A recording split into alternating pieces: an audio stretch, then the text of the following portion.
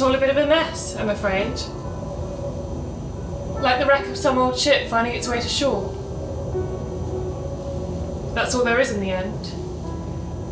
Dusty furniture, letters with faded tear stains, old songs. He could never abide music. No hymns on a summer's morning or carols on a winter's night. It was never your way, was it? I'll tell them then. Shall I? Very well. John Tawell, born 1784, the father of my 2 children and the man who now sits alone and fears the hangman's noose. The Quaker accused of murder. Tomorrow they'll give their verdict. They'll decide if he's guilty and then... dusty furniture. Forgotten letters. Old songs. And I wonder, my love, if in fearing the end you recall how all of this came to pass. Where we began. Sarah Hart, born 1805 to Grace and a sailor, I'm told. In later life, I take my mother's maiden name, Lawrence, though for a time I'm known as Hadler. He's my stepfather. I am given my education, and when I am of age, I enter service. A maid, and in time, a nurse, a good one. I know the value of feeling safe and warm and seen. I find employment with a succession of Quaker families. First, John Walker and Joseph Robinson in Clerkenwell, and then Catherine Scott in Charterhouse Square. In 1838... Could you answer the door, please, Sarah? Yes, Mrs. Scott. Mrs. Scott is upstairs. Who shall I say is calling? Sarah Cutforth. Her sister. I'm most sorry, I didn't know. Why should thou? I have not met thee before. Art thou newly appointed? 2 months ago. And your name? Sarah Hadler. And do thou like this household, Sarah Hadler? Very much so. Mrs. Scott is very fair. Orphan. Yes? No, Mum. Art thou sure? I know the signs. I run a school in Berkhamsted. Red House. I teach girls all manner of circumstances. Orphan? No. But there's something there. Tell me thy history. Out with it, girl. We all have one. I cannot be shocked. In truth, Mum, Hadler's a borrowed name. My stepfather. I never knew... Illegitimate! Of course. Thou art not a Quaker of fate, I note. No, Mum. Education, Anglican? Methodist. Truth be told, Mum, I'm not one for prayer. Indeed, a rather bold thing to say in present company, would thou agree? You said you were unshockable. It was not a challenge, Sarah Hadler. If you'll excuse me. I suppose that you have much need of it. Sarah Bacon. Ah, a third Sarah of our company. Art thou well? Indeed, Sarah Cutforth, indeed. What brings thou to town? John Tawell, as it happens. Oh, what? I think I know the name. What of him? He is in need of a nurse for his wife, Mary, whose health continues to fail her. I mentioned to him that I knew the ideal candidate for the position. Oh, but Mrs. Scott. I hated them for that at first. Treating me like a portrait they'd each hang on their walls in turn. But then we met.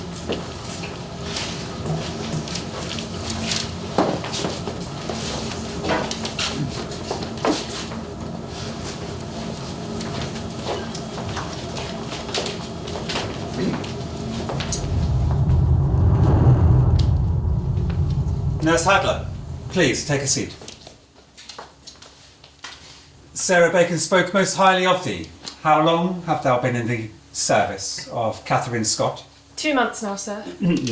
No, sirs, please. Sorry, sir. Sorry, Mr. Tawell. Not Mr. either.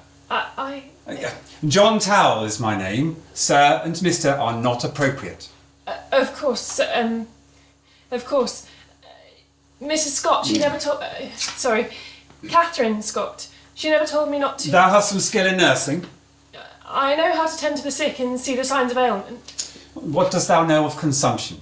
A wretched illness. When I was at Clerkenwell, I knew half a street struck down by it. No cure, of course. Indeed. My wife Mary has been ill for some time. Thou may know we are recently returned from Australia. Mrs. Sarah Bacon said that you were there a decade or more. We returned 9 years ago, but Mary's health was of concern, so we went back in the hope that the warmer climate might prove beneficial. But I'm afraid that her condition is unchanged, so we have resumed life here in England. I'm most sorry to hear that. That is no easy burden to bear. Mary is no burden. Thou speaks out of turn. I beg your forgiveness. I meant the illness, Sir. John. Indeed. I'm certain I can give some solace to your good lady wife. I can talk to her, read to her if she likes. I can ensure that she is cared for, known, understood, that she is seen. That would be most welcomed. Too many get forgotten when they are ill or old or outside. It troubles the mind, fills you full of worries. Perhaps if I can see that your wife's mind is eased, the illness might be calmed. Perhaps. Miss Sarah Bacon said that you were a druggist in Australia. You must know maladies and treatments better than most. We made a good life for ourselves, one that I dare say would not have been possible in England. You had your own shop. I had the shop. I grew it from nothing. It allowed me to make investments, buy property. There was philanthropy too, of course. We started a meeting house, the very first site for Quaker worship in New South Wales. You and Mary must tell me all about it. I wish to hear every detail. Mary does not always find it easy to speak at length. Today, perhaps, but in time I'm sure that shall change. Thou art not a member of the society? No, I was given to understand that you were no longer... I am happy to engage thee to tend to Mary and keep the house. A room shall be provided for thee if thou can take up the position straight away. I can. Thank you, Hadler. Sarah, if you like. If thou like. Don't, please. Sorry.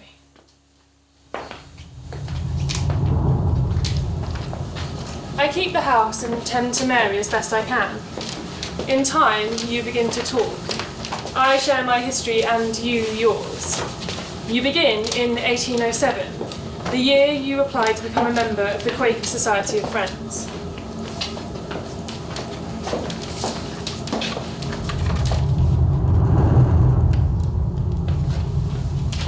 John Tawell. I am Peter Bedford. It is good to meet thee. You wish to join the Society of Friends? I do. Thou will wear our garb already. I wear the clothes that show the values I keep. You worship? Every week, and would attend every meeting where I permitted. That will be decided in good time, John Tawell. The interview will determine that. How did you first hear of the Society? Yarmouth. My father sent me there to become an apprentice shop assistant. I worked in a family shop before. A man of trade. And a man of enterprise. I hope. An entrepreneur. You know what to say to a Quaker, how to flatter them. You know how much they value their autonomy.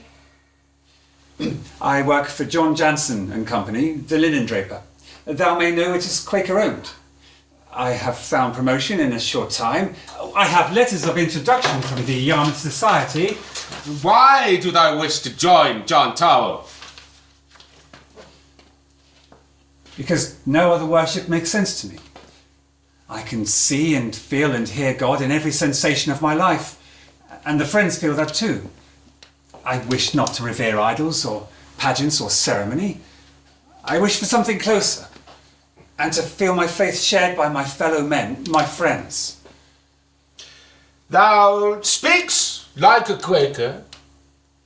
It is a studied plea. Thou art well versed in our principles, I think. I have hoped for many years to join. thought about this moment and how it might transpire 1,000 times over. My heart is certain of what it must say in this hour. It has waited long enough. Then we are concluded. I have more to say, much more. I do not. Bedford is wary of you, and you know it. You fear the worst, but 5 months later, they accept you. For the first time in your life, you belong somewhere, and you are finally seen. John! John! You never tell me of your childhood. Not really. Your one secret. You were born the day you joined the Quaker Society of Friends, you say. Your way of life. Your obsession.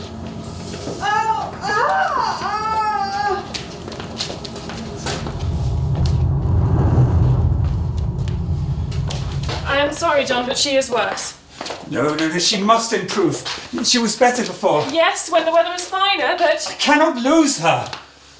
her condition is not curable. You know that. Every day you have her must be valued. You must not dwell on the future. There is no future without her. She is here now, and she is as comfortable as I can make her.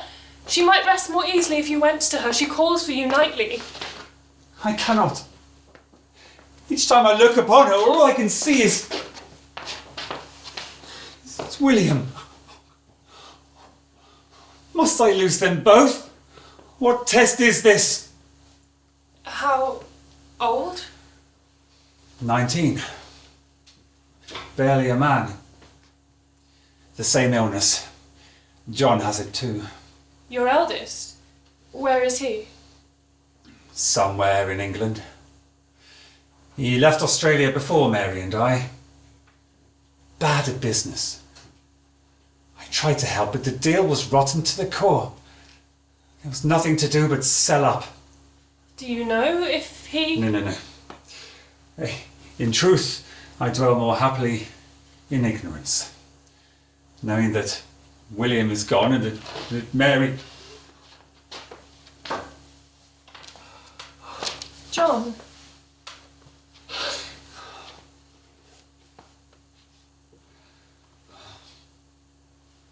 I could not have endured these long months without thee, Sarah Adler. Thou art sent by God. I was sent by Sarah Bacon.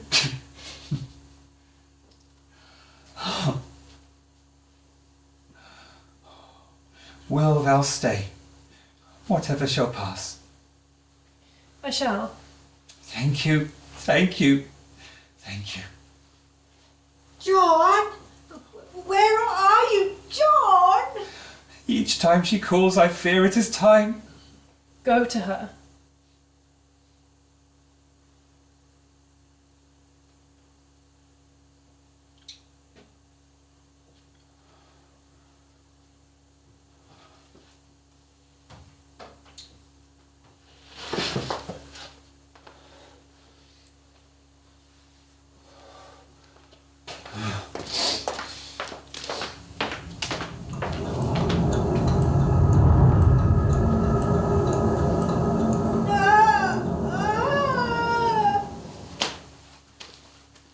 How is Mary? Bad, Mrs. Bacon. The worst I've seen her. And how fares John Tawell? Rallying, but I have prayed for them both. I fear that's all to be done. When it comes, may it be swift. And how are thou, Sarah Adler? I do what I can to make Mary comfortable, but No. How art thou, Sarah Adler? I am well, thank you. Thou hast borne this duty well. Whenever I have visited thee, all is calm, peaceful even.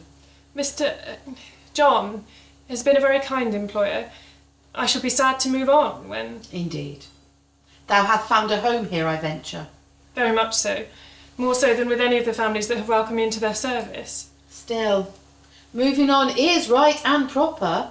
It is the way of things. Naught can last forever. Indeed not. And so it was for Mary. The 12th of December, 1838. Is she?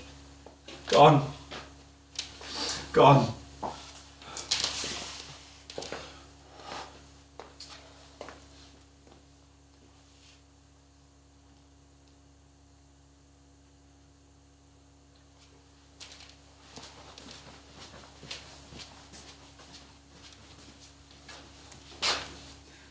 Mary! I heard no cry. It must have been peaceful.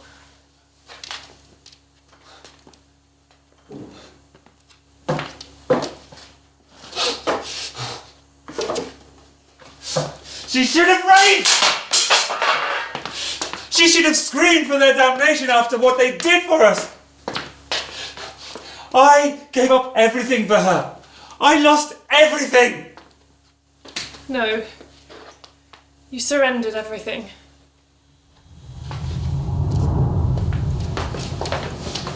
You knew what you were doing when you took Mary as your wife. A year after they welcomed you, in 1808, you write Quakers at Devonshire House.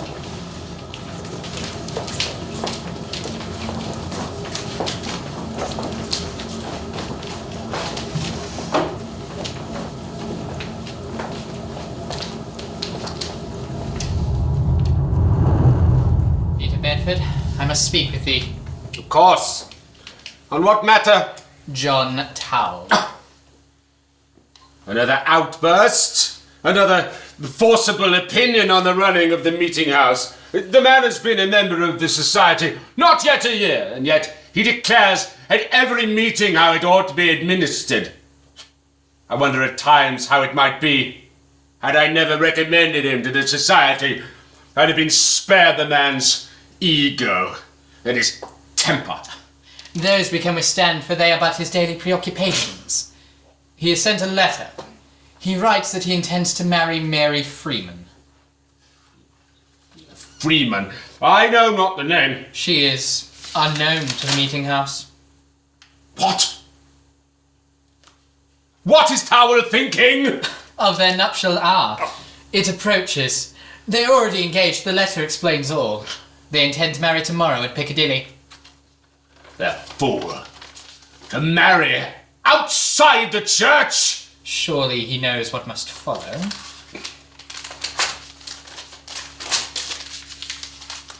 Expulsion.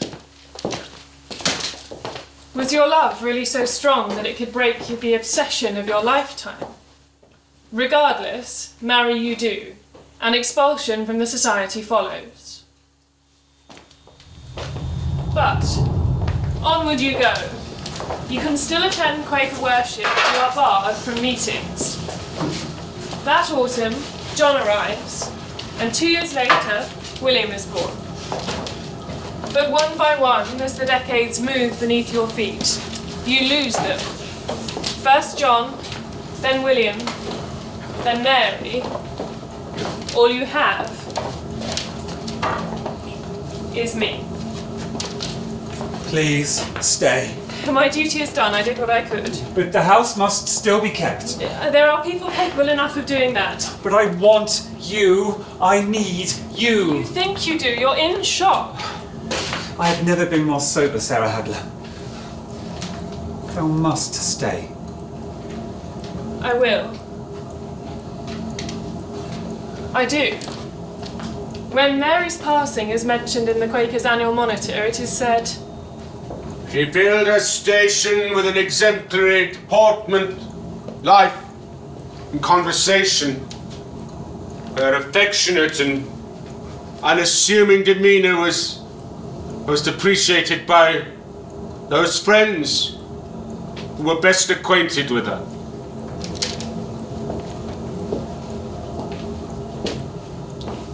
in 1839, the year after Mary's passing, we have our home and our situation.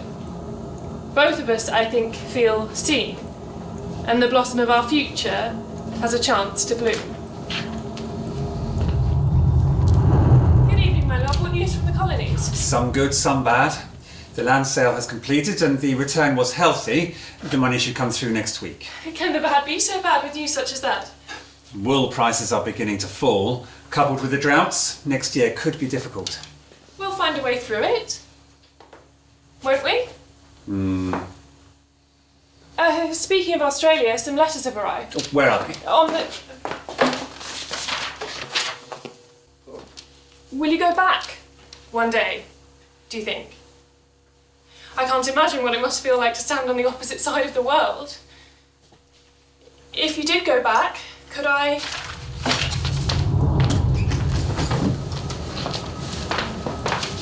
Though the Quaker's rejection stings you all those years ago, you've still a home to maintain and a family to feed. Once a shop assistant, now a salesman. You represent companies that sell perfumes, combs, even medicines. You travel as far as you are needed, selling wares and signing contracts. And still you wear the clothes of those who turn their backs on you, because you will never turn yours on them. Customers tease you for it. John Tawell, the Quaker salesman.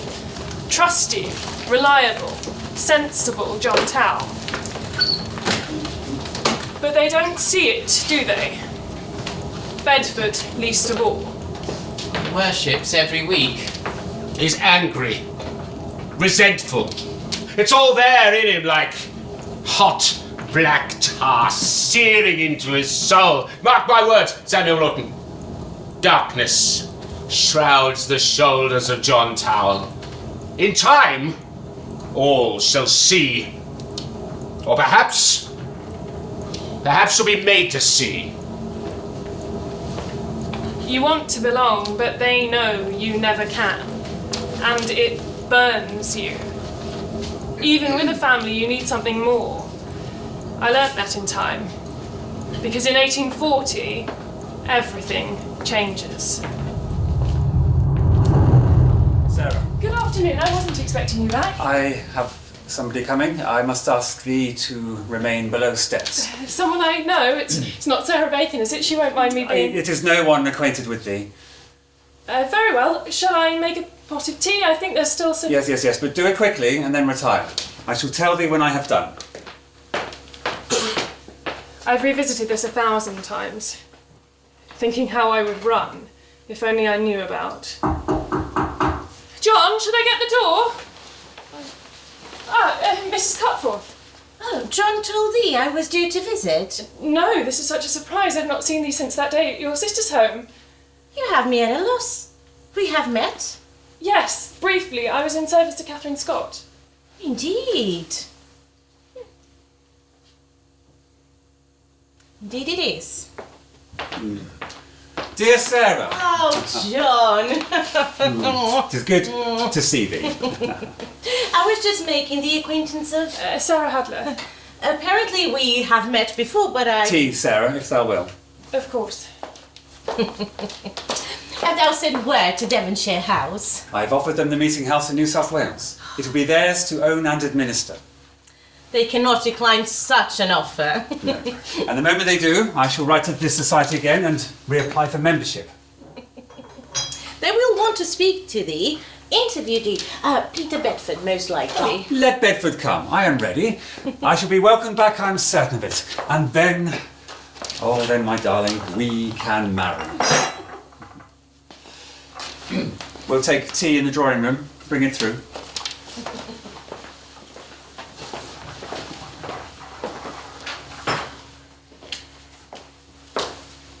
Sarah Cutforth, née Appleby. Born in 1803, she marries William Cutforth, a failure of a businessman. He dies in 1827 when Cutforth is pregnant with their daughter Eliza. In 1834, she moves to Berkhamsted and the Quakers help her found the Red House School for Girls. In 1839, she meets John, and they begin their courtship.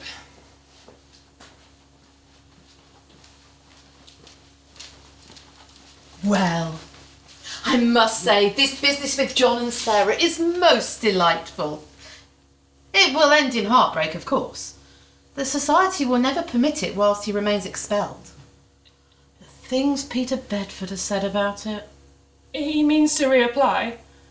Yes, well, we shall see what transpires of that. Still, they do make a handsome couple. Neither of their lives has been the easiest. What with bankruptcy on Sarah's part and John's history. I just hope matters can be settled quickly for Eliza's sake. These things are so much more important when a child is involved. Sarah? No. How long?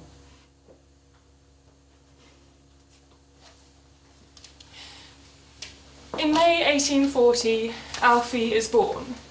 My first, my darling boy. But a few months before... John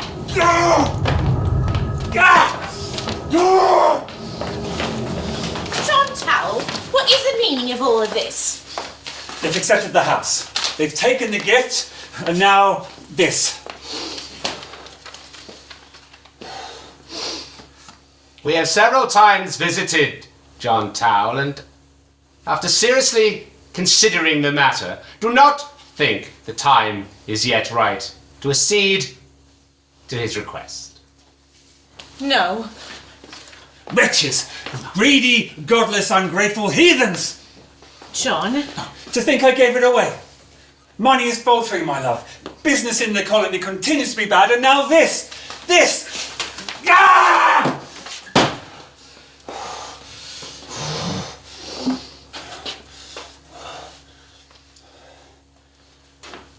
We will find a way, my love. I am sorry, John. I cannot.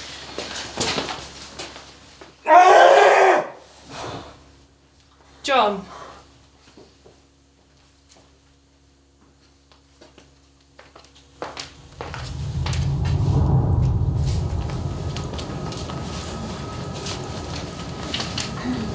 What was it about the balance of your life that they couldn't resolve?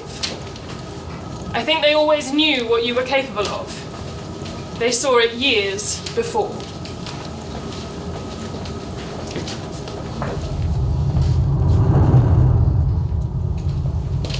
The hour is late, friends.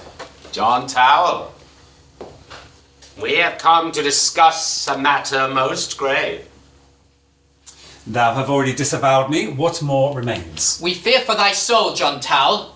We fear thy actions will lead thee to the gallows. Nonsense. What actions?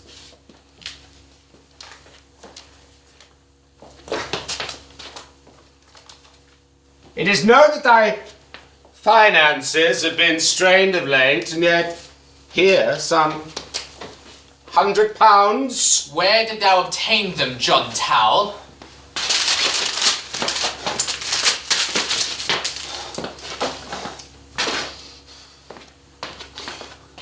I have toiled and I have struggled. 3 decades now I've tried to make my way, but still there is never enough to pay the bills. You could speak with the society, implore them. They who disavowed me told me I no longer had a place in this world, told me I didn't belong. I must protect my family. But I swear I shall find a way to do it. A lawful way. If anything of the trust thou placed in me when thou welcomed me into the church remains, return it to me now. Very well, John Tawell. We will say naught of this, but we cannot protect thee if thou transgress again.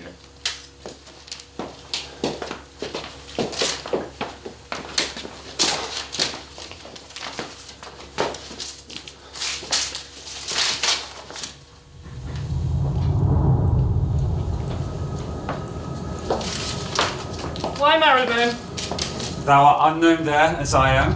It be less dangerous for me to visit. Visit. Thou cannot stay here. It is no longer appropriate. And Alfie? I shall see that they are both provided for. An annual allowance, £1 per week.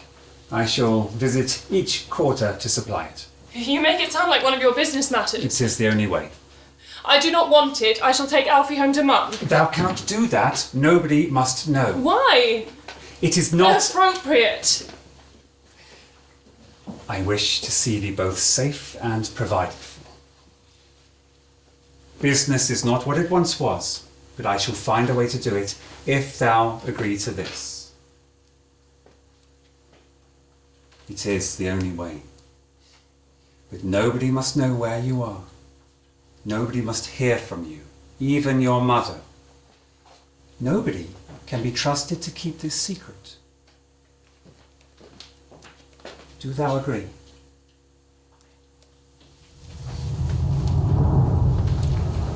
And so, Alfie and I are moved to Marylebone, kept at a distance, but thought of nonetheless. We're neighbours to Mrs. Mary Ann Moss, my dear friend.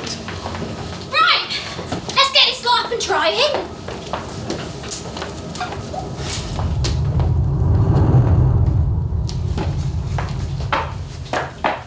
Oh wait, you right up there? I can do that. Fine, Mary, don't fuss. All right, I will do as I'm told. So, who's this fancy man of yours then? Who? Came round the other night. I'm sure I've seen him before. He dresses like one of those... what do you call them? Quackers. Oh, him. Quaker. He's not a bad looking fella. Mary! No, he's just Mr. Talbot. He brings money from my husband. Oh, the one who's abroad. That's him. His father didn't approve of our match, but he passes on our money nonetheless. £1 a week. That can't get very far before it's gone. I've come to learn that. We'll be even more meagre soon.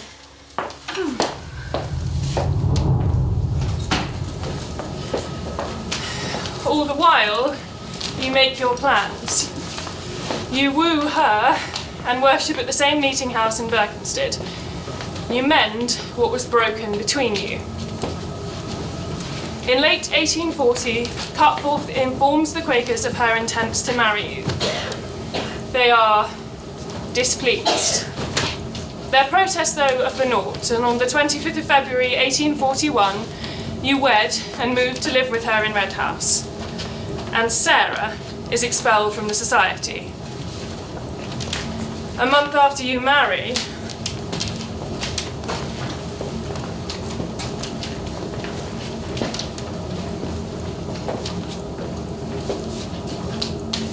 my Sarah is born. Is she? Yes, John. There is only you. Only ever you. I'm sure that I could provide a little extra. Whatever you can spare. It's not been easy. And if you want to visit her, you know where we are.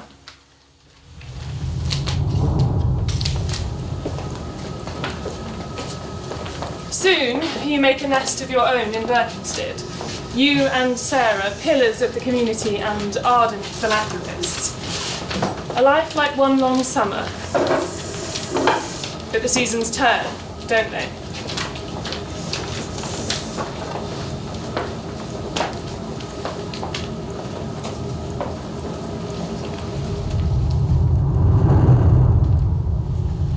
Oh, it's beautiful. What a lovely home thou have, Sarah. Is John joining us? Oh, he's in London on business. And how is he adjusting? Well, I think. John likes it here, and for the most part the town likes him. For the most part. Thou know John. Some call him kindness incarnate. Others think of him as a paragon of arrogance. Oh, what is it? Just another letter. The newspaper, for goodness sake. The recollection of former days ought to induce John Tawell to endeavour to remain in as blessed state of obscurity as can well be imagined. Just some vile little man as usual. Sent in by Miles's boy. Some pseudonym or other coward. Every time John does something for the society and makes the papers, despite all little missives follow. About his former days. So they know about... Of course they do, Sarah. What else could it mean? But who it is, that's what I wish to know. What was it that they knew, John? How much of your history did they uncover?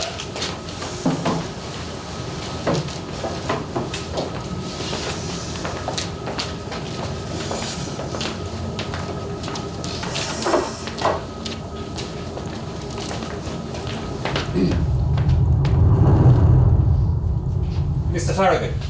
Yeah? My name is Mr. Smith. I represent Uxbridge Bank. Oh, yeah? Quaker owned, I believe. How did thou know? Of course. How can I be of service? We commission the printing of our own notes. But don't sign them, apparently. We require a new plate for our printing press. Would thou be able to manufacture it? I should think so. It must be identical, thou understands. The notes must be consistent, or the public will worry. Yeah? Well, it will be possible. We would also place a commission for 500 printed notes. I see. Quite the commission indeed. I accept. When will the new plate be ready? Will the beginning of the new year suffice? Very well. I shall call in for it. Good day then, Mr. Smith. You walk the same streets 30 years later. They unsettle you, even now.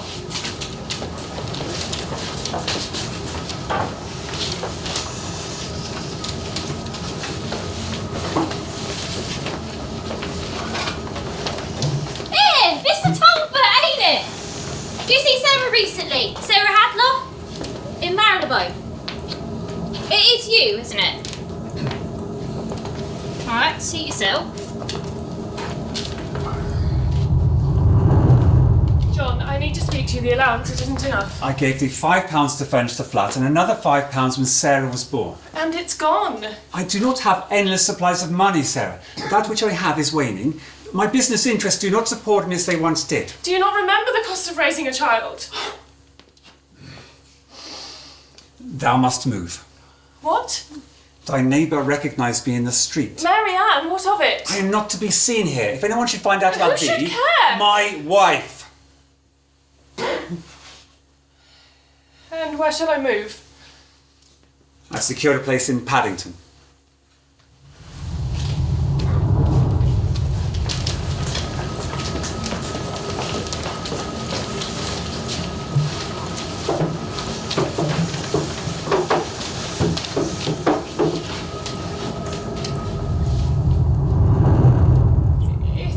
Private, I suppose. Is it far enough? From where? Berkhamsted? The city. I'm known there. Where else then? Slough. What?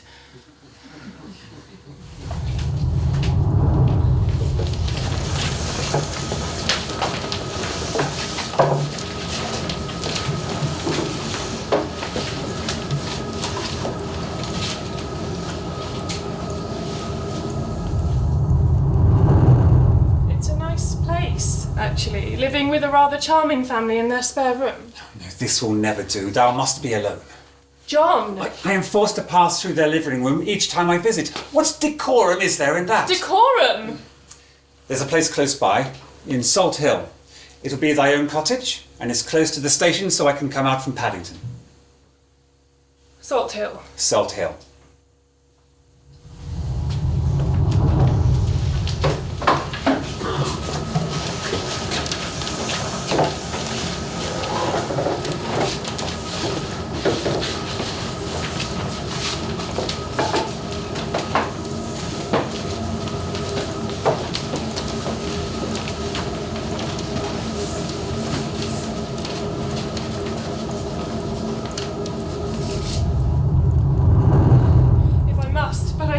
More for the children. Impossible. Why? Our own circumstances have changed. School fees too high for little Eliza? No. We have another mouth to feed now. Henry. He was born in August. Congratulations. Is he well? Yes. And Sarah? Yes, she's a wonderful mother. Alfred and Sarah are both well, too. I have a touch of rheumatism, but I'm sure I'll rally. Sarah! Marianne is coming to visit. What? Don't worry, I shall make sure that she's never here when you are, but you might like to head for the station. I shall be back in the new year. Give my love to Sarah and Henry, won't you? That isn't funny. No! No! Not in the slightest, John, and it never has been. Stop this!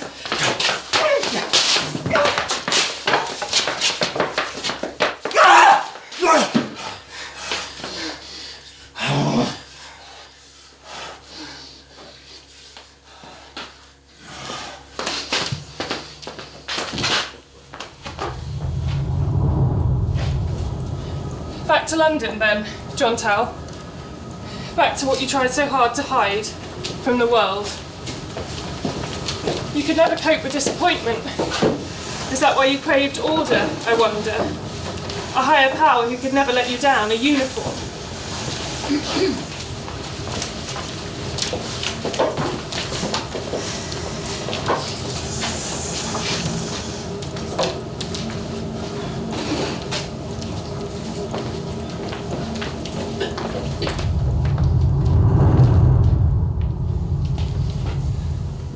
No, I cannot accept this. Thou must try again. What's the problem? I told thee it must be identical to the note I left with thee. It is nothing of the sort. It is... Then I shall try again. When will it be ready? End of January, shall we say 28th? Very well. Mr. Smith, why not simply use the original engraver? A new plate? We've made no such order. And he is nothing but a common criminal. I've been fooled. But he was wearing the garb of a Quaker. Indeed. Prepare the plate, Mr. Thorogood. We shall cover any expenses, but we won't require the finished item. Mr. Smith is set to return on 28th of January. Yeah? Then we shall take the necessary measures. Money, or the lack of it, dogs you. You aren't the only one. The allowance you bring every few months isn't enough. I can't get everything I need for the children. Either I give them up, never, or I take on a lodger. Dear Charlotte Hound.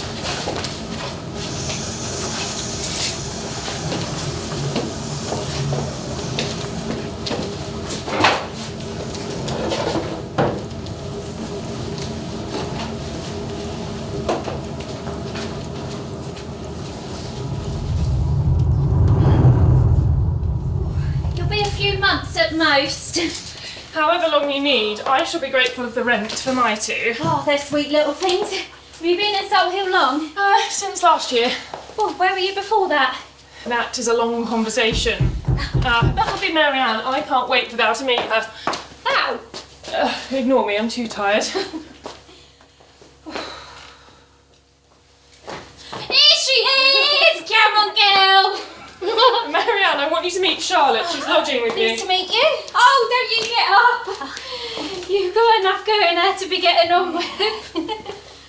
Blimey, when's it due? Another few weeks. Oh, well, you're in safe hands here. Nurse Hadler on duty. Oh, you're in... Oh, Hadler? I thought it was her. Up now, Mary. Oh, you ain't never been married. I'm already married. I thought you were on your own. I am. He's overseas. Yeah, brings back a few pennies for his old man. Right, Scowdy Grumpy is. He's not due today, is he? No, not for another month or so. When's he back, your husband? I don't know. Right, who's for a porter?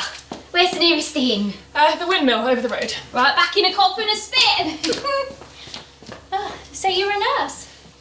I've looked after my fair share of souls, and I know one end of a baby from the other, so if you ever need any help with yours, you know where I am. You're not taking off again, then? No, I think this is me now. Time to take root. Come on, there's some cheese in the kitchen, and I think I've got a crust of a loaf to spare. Lovely. Deny me again? Perhaps thou ought not to have held the deeds for the Australian meeting house from them. I had every right to after how they treated me, accepting my gift but not myself. What's the matter? A newspaper arrived this morning. Miles boy again. About the mess with the Birkin train. They're calling for you to be sacked. Perhaps Tawell clings so steadfastly to the title of Surveyor of the Highways because it recalls bygone times in New South Wales when select parties were agreeably engaged in mending the highways and byways of their fellow countrymen. Enough, enough. I shall speak to the editor. John? No, this shall be answered. I'll find his name. I'll drag him from his writing desk. This also came in the post this morning. Is it from him? Dear John, I would not write were it not urgent. I must have my allowance you have delayed and delayed. Those it supports cannot survive without it. Come quickly, I beg of you. Why? What claim, John Tawell, can any woman living have on thee? How long can you outrun your past, John? 3 decades and still it rushes ahead of you. Forever in the distance, no matter how hard you run. And who is it that seems so determined to remind you?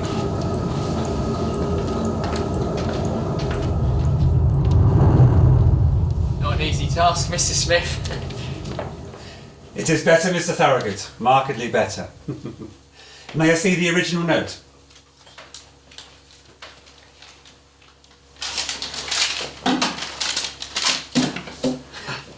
Yes, this is excellent work. Excellent. We can proceed. Can thou produce the notes? 500 of them? Well, can thou? No. There's been a misunderstanding. You must hear me. I don't... Forgery leads to the noose. But for all your fury and their mistrust, it is the Quakers who stay your execution. They lobby for the lesser charge of possessing a counterfeit banknote. You plead guilty, and on the 14th of February 1841 you are sentenced to transportation. 14 years in Australia. No. Please. Mary! Mary!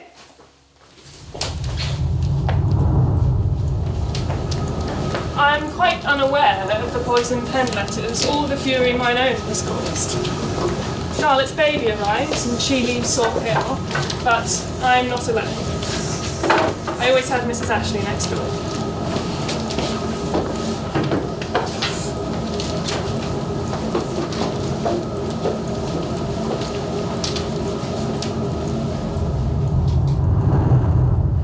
Morning, love. The kids fed? They are.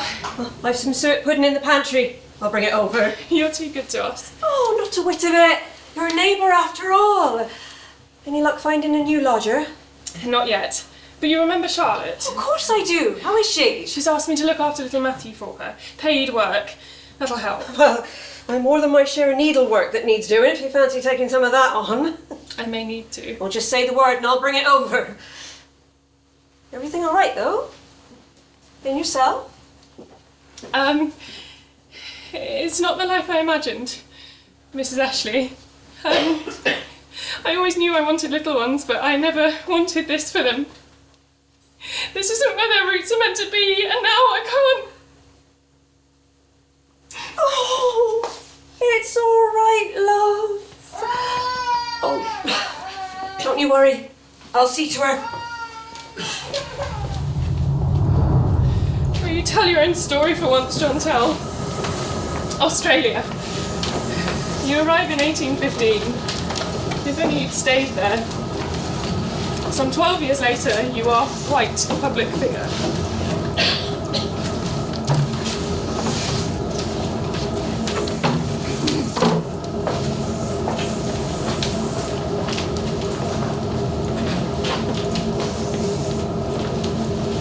Captain Rous.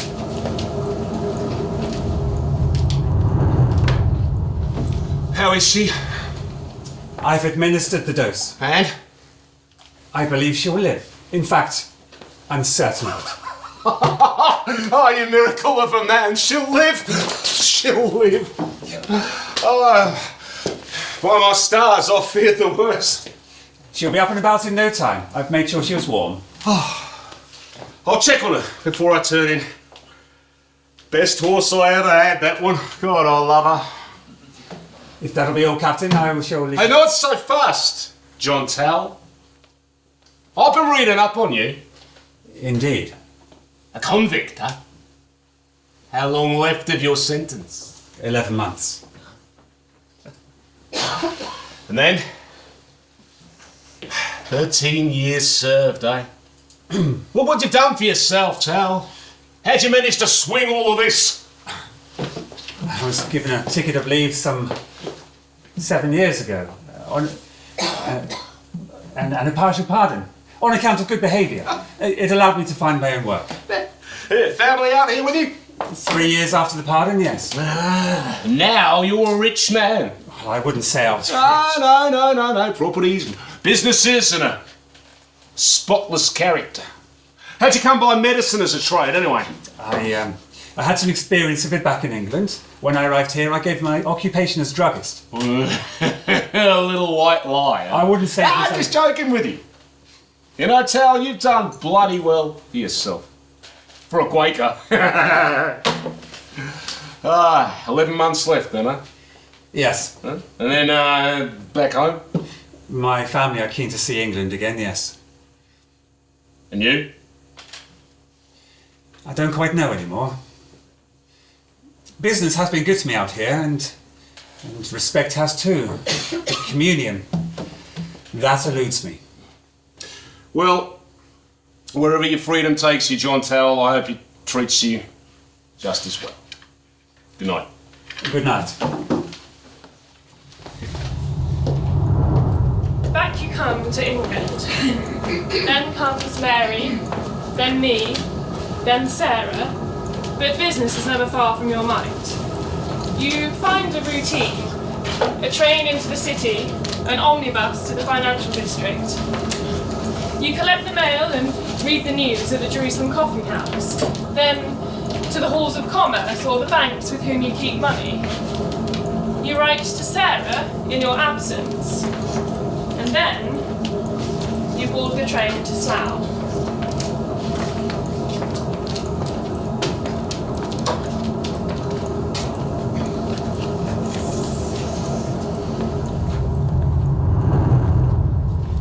John, I need to speak to you. The allowance, it isn't enough. I've had to give up my carriage and horses. I've dismissed 2 servants. How many have you got left? I cannot spare thee more. Find better work. And who will look after the children? A charitable house that will take them in, surely. I am too weary for this, John. Here you go. Windmill says they'll settle up next time you're in. Thank you, Charlotte. You remember Mr. Talbot? Oh, good evening. Evening. Right. I'll check on the little ones. Upstairs if you need me. Thank you, Charlotte. Make yourself useful. Pour that.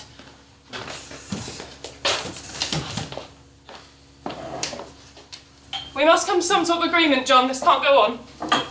Indeed it can't. Is the newspaper still bothering you? Regularly, yes. Do you know the writer yet? I have my suspicions. And how is Sarah? Well. Here. Thank you. They'll have money enough for porter. Taken on credit. You have a butler to serve yours. Careful, don't choke. Will you see Alfred and Sarah before you go? If thou wish. If I wish. They're your children. They look at me as though I were a stranger. Is it any wonder? I ought to go. And John, the allowance. I hadn't forgotten. Here. And John, I really don't think I'm well. Thou art tired, as thou said. Sarah, are you alright? Damned woman. What happened? She's taken ill, clearly. Okay, get to bed, eh? It caught me all of a sudden. I've not eaten. It's likely nausea. I must go. My train leaves soon. Farewell. Farewell. I think it's past. still. You've worried yourself into this. You need rest. Go on, I'll tidy up. You get to your bed, all right? Thank you.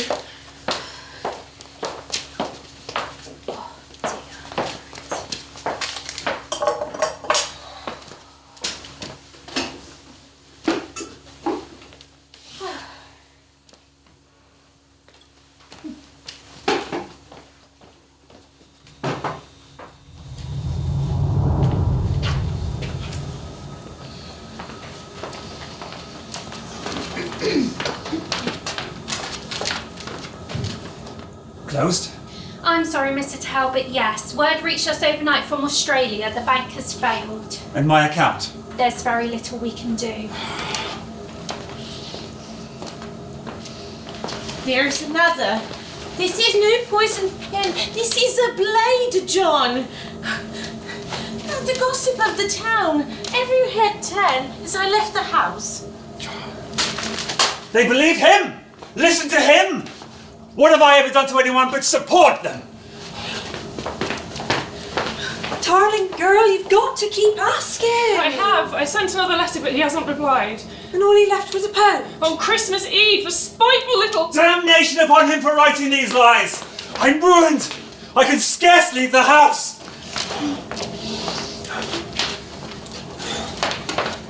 Is there anything for me? I'm afraid not, sir. But they wrote and confirmed the money was being sent. £700. Nothing has arrived, sir. I need to withdraw £13. The account is already overdrawn, sir.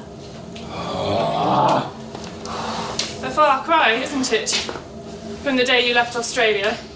The departing hero.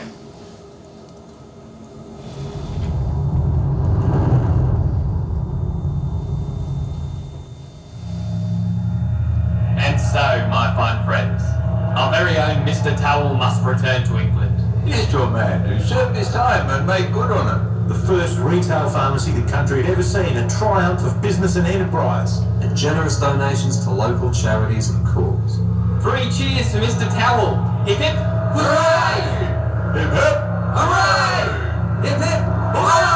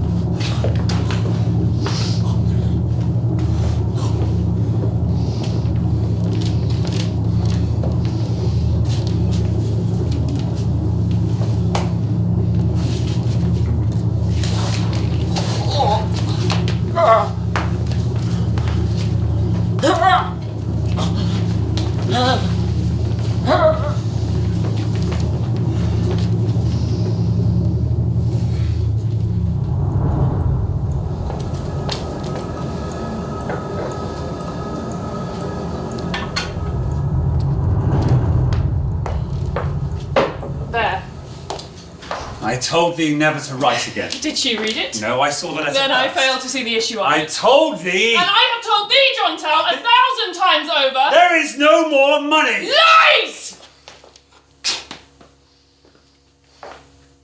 That is mine.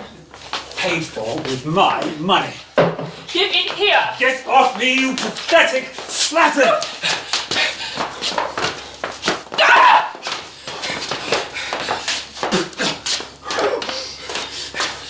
Stop this.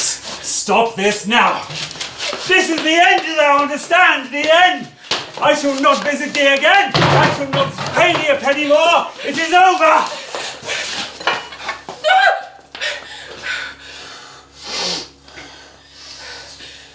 Thou art sick, Sarah Hart. Sick of the mind. On the contrary, I think more clearly than I ever have done since I first laid eyes on you. I was sick of the mind when I thought you loved me. Sick of the mind when I thought you'd marry me. Marry you? Sick of the mind when I thought you would care for our children, even if I hid myself away even from my own mother. Sicker still when I thought you'd show us 1 ounce of compassion in our hour of need. Or does your good Lord not preach that these days?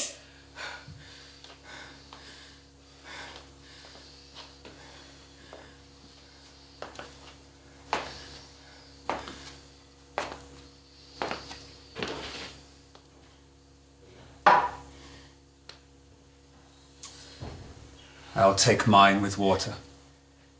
There's a jug in the kitchen.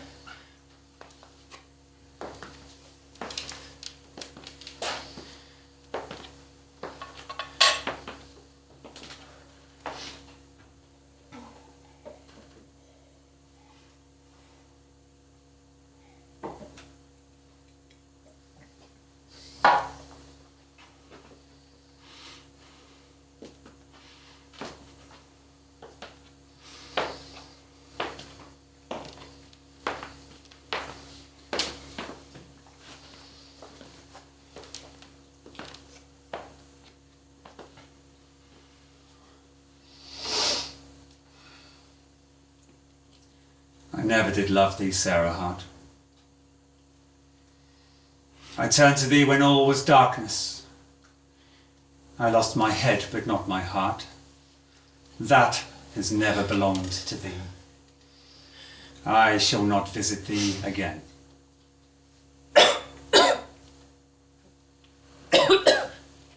John! John!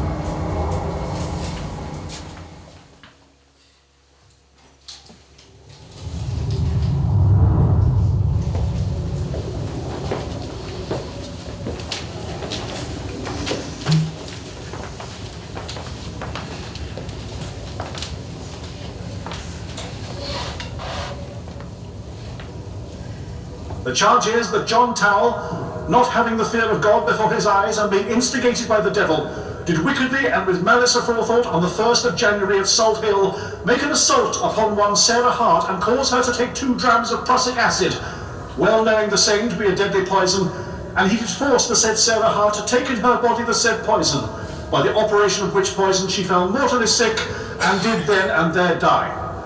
How plead you, Tawell? Not guilty. You're doing what you did that night. What you always did when you knew you'd gone too far. You run.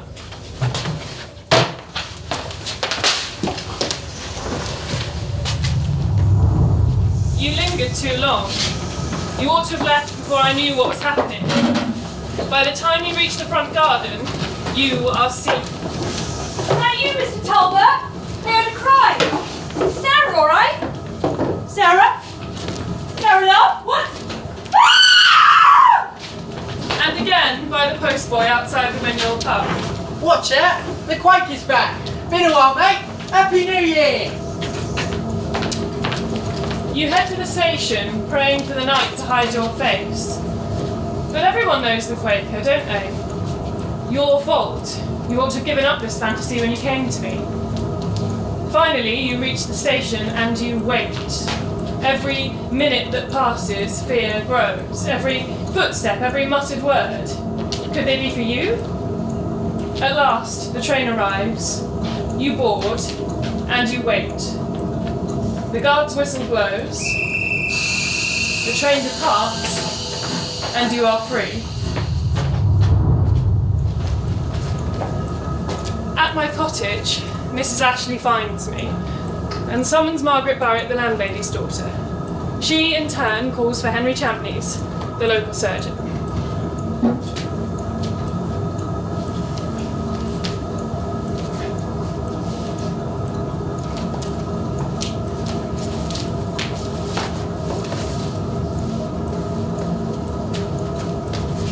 What happened? I heard her cry and came running. She was groaning, but now... Some water.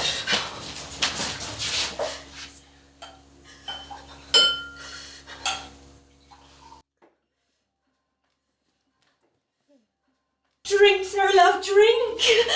It's not working. There's foam in her mouth. Oh, that'll be Sergeant Champneys. Surgeon! Reverend, quickly!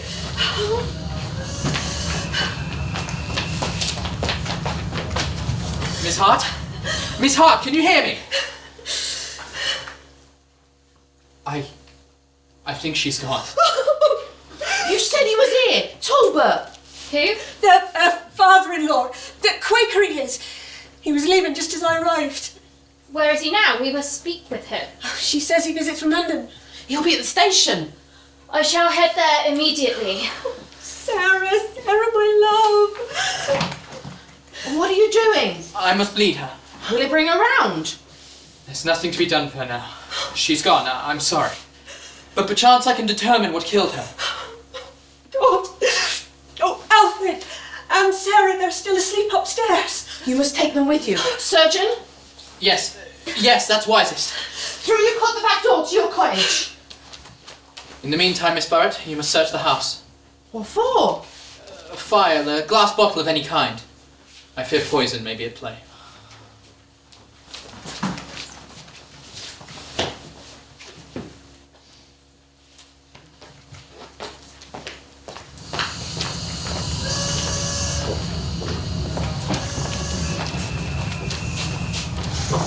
Reverend Champneys, Henry's cousin, returns having found nothing at the station. But fortunately, they think it worth a second inspection. When they return... There, Edward! No! What do we do? The lines. What? The telegraph lines, quickly! What's the meaning of this? Are you responsible for the telegraph? What? Can you send messages along it? That's what it's for, sir! Then you must send word to Paddington Station immediately. Sergeant Williams, we've had a message, sir. A message? On the telegraph, sir. Oh, that contraption. What did it say? A murder has just been committed at Salt Hill, and the suspected murderer was seen to take a first-class ticket for London by the train, which left Slough at 7 hours 42 minutes p.m. He is in the garb of a quacker with a... Quacker? Well, he doesn't have the letter Q, with a brown greatcoat on which reaches nearly down to his feet. He is in the last compartment of the second first-class carriage. What must we do? Well, you get down to that platform and see who gets out of that carriage. Right. Sorry, sir.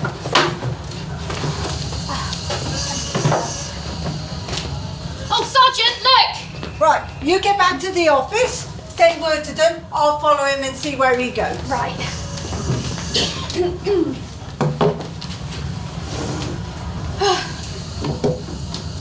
The up train has arrived and a person answering in every respect the description given by telegraph came out of the compartment mentioned. I pointed the man out to Sergeant Williams. The man got into a New Road omnibus and Sergeant Williams into the same.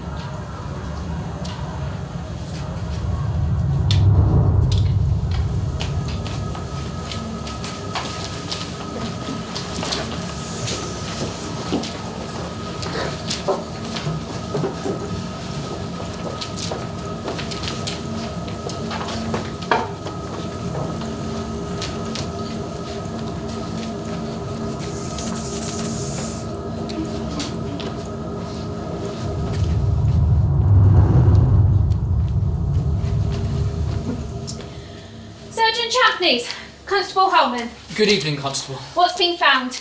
No bottles or files, that's for sure. Vials? I suspect poison. What else? There's no odour or foam in the mouth, and no unusual scent to the bottle or glasses. One would expect poison to leave a strong odour. There was some plum cake, but I had some of that myself for tea when I was here yesterday, and I'm all right. We also found a basket of apples. A few have been eaten, presumably recently. Only other thing we have is this. She said to find it if it were ever needed. Not much in there, save an address for a friend of hers, Mrs. Moss. Mary Ann, Helen, she'll have to be told. I shall write to her and inform her of the matter. I'll summon her down. The inquest is to be held tomorrow. We shall need each of you there.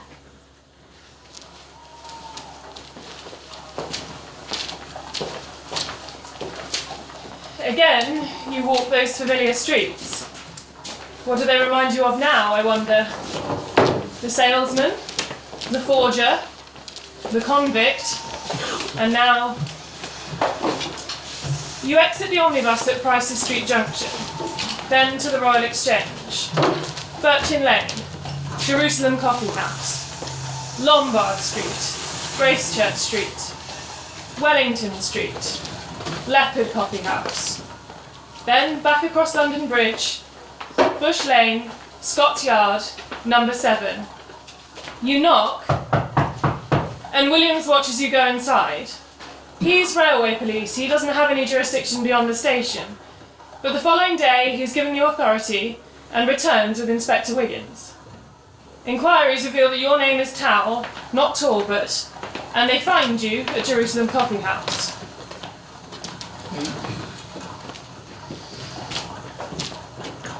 Sir, I must speak with you regarding the death of one Miss Sarah Hart of Salt Hill Slough.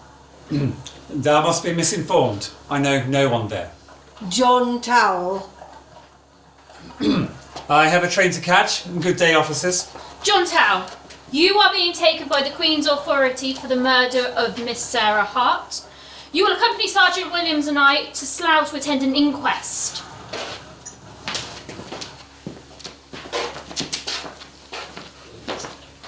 Coroner John Charsley convenes the inquest in a room in the Three Tons Tavern. Mrs. Ashlee and Margaret Burrett are the first to speak and identify you as the Quaker gentleman who visited me from time to time. Mary Ann testifies too and tells the tale of our friendship. And then... Sergeant Champneys, Dr. Norblad, is the post-mortem concluded? Further investigation is required, but we have our initial findings. Proceed. The victim's clothing was dishevelled. There were signs of violence. What kind of violence? Physical, non-sexual. There were no signs on the body to indicate anything injurious. There were no scents of poison on or near the body. Of that we are certain. Initial internal examinations indicated a lesion on the left lung, but it was an old injury. We have extracted the contents of the stomach. An acrid smell of beer and partially digested food, but again, no clear indicator of poison. What had the victim eaten? It's not easy to say, but certainly the remains of apples were easily identifiable. Can you determine the cause of death? Not yet, sir. We shall need more time to examine the stomach contents. Then we shall give you leave to do so. Adjourn until Saturday. Will that be enough time? I believe so. Mr. Charsley, sir, I hold a formal office myself. I am Surveyor of Highways for the town of Berkhamsted. Upon those grounds, I would request that I be permitted to leave. Denied! You'll be detained until we resume. Take him away. Do you think, I wonder, as they lead you away, of the letter in your pocket, collected from the coffee house before they came for you?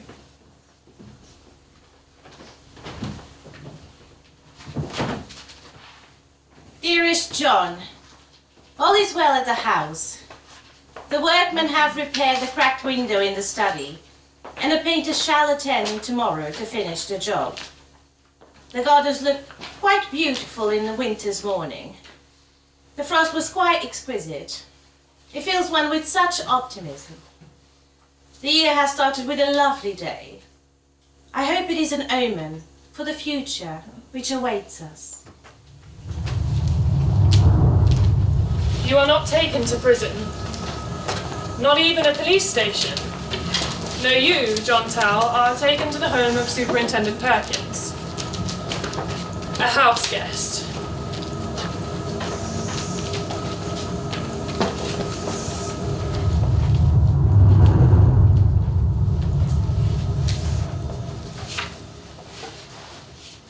Hart's boy was at the inquest. Little Alfred. They kept him outside, of course. Only proper. They want him to identify you. Of course, one only needs to lay eyes on him to see that he's I sent her money, that I do not deny. £13 was found in her cottage. A quarterly allowance for the children. I did not wish to see them lost to the poorhouse. Alfred said he heard raised voices. We argued. She demanded more than I was able to give. She squandered what she had. A good servant, but ill-principled. I swore I'd send her no more. It's a sorry business, Mr. Tawell. John, please. You visited on Christmas Eve, did you not? I did. And returned a week later. Why? She wrote to me. Another demand. And then she told me that she would take her life if I failed to pay her further.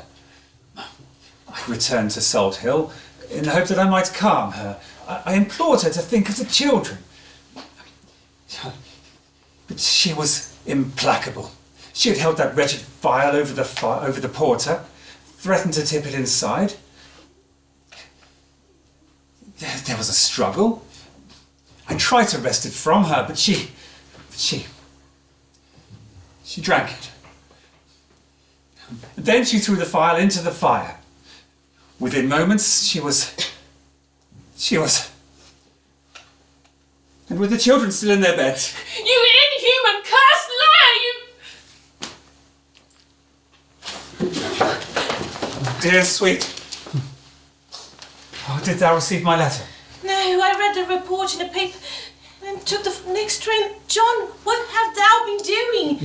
Nothing at all, but I hope that thou can forgive me.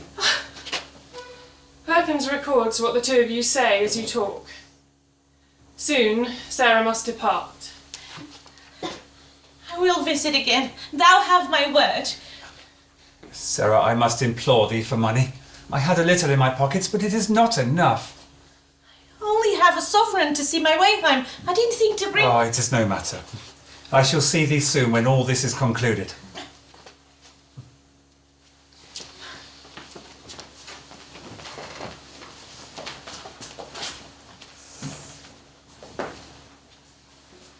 A mad woman? I know creativity was never to your strong point, but surely you owed me better than that. And so quickly, too. In an instant, clawing for an alibi, you covered me deranged. Or did you plan this, all those years?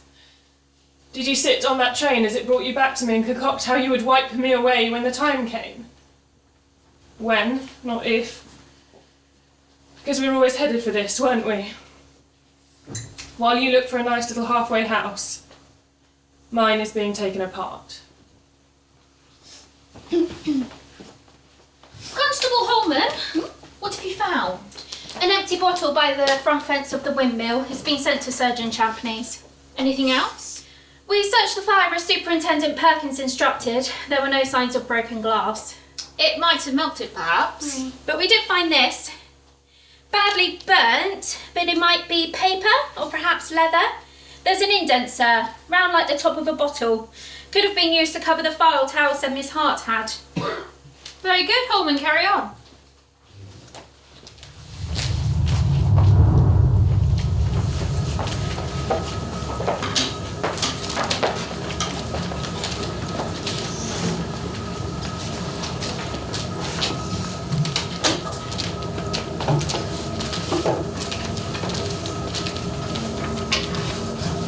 John Thomas Cooper, you are called to give evidence.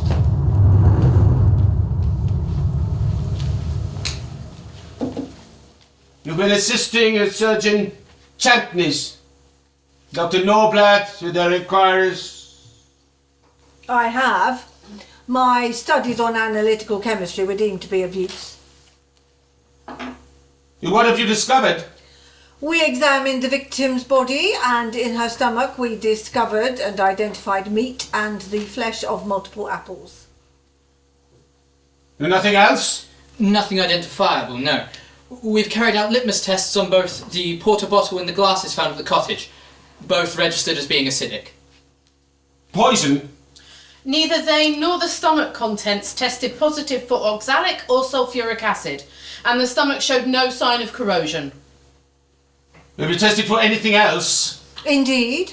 Baryta, arsenic, salts of mercury, antimony, lead, copper, metallic poisons all returned negative results. Then we tested the contents of the stomach for prussic acid, hydrogen cyanide. The test returned positive. Positive, you're certain? A second test also tested positive, confirming the first. And a third, but there was no smell. Cyanide has a distinct smell of almonds. There was none on the body nor in the stomach. I inspected Miss Hart's body, sir. There was no such scent. I can second that. Might the porter disguised it?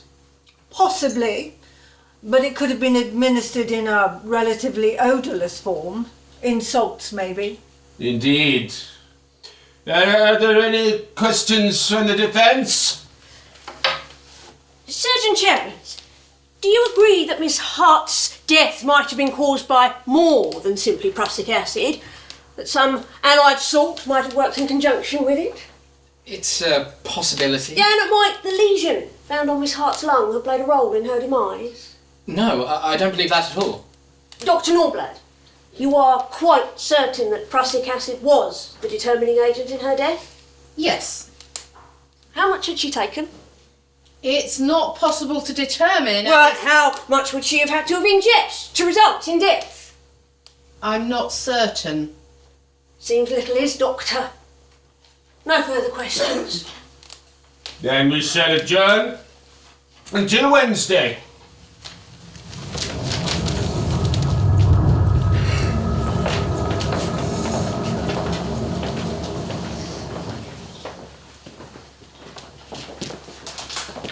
Mr. Thomas! You must be Inspector Wiggins. You saw our leaflet there? The appeal regarding the Salt Hill murder. We've been searching every druggist in London. Yes, I believe I recognise the man from the description you gave me. The Quaker. He was a regular customer. And you are certain that he fits the description? There's not many Quakers that come round here. Besides, he was quite chatty. He told me he'd been a druggist himself overseas. So my constable says that you told him that the Quaker gentleman visited just before New Year? Yes, he wanted 2 drachms of prussic acid, a treatment for varicose veins, external, he said. He brought with him a bottle, but the stopper was stuck fast, so I exchanged it for one of mine. And he told you not to label it? Yes, but I had to. It's dangerous stuff. And then he returned? 2nd of January, same order, 2 more drachms. He told me he'd broken the previous bottle and wished to replace the order. I gave it to him in the bottle he'd left before. Thank you, Mr. Thomas. You've been of great help. And the man is a murderer, Inspector. Investigations are being made.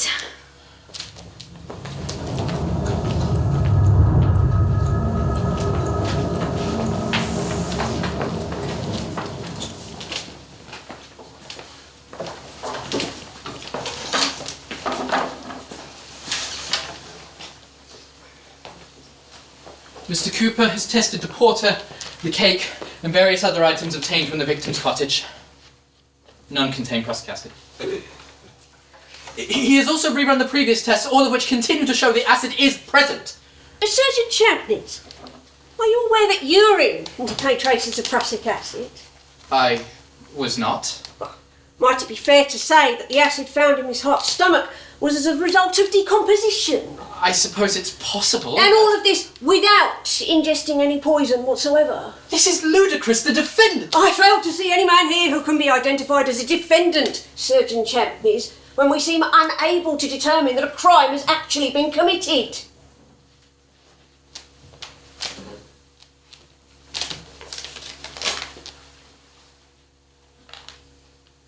John Tawell, the jury finds that there are grounds enough for a case to be made against you.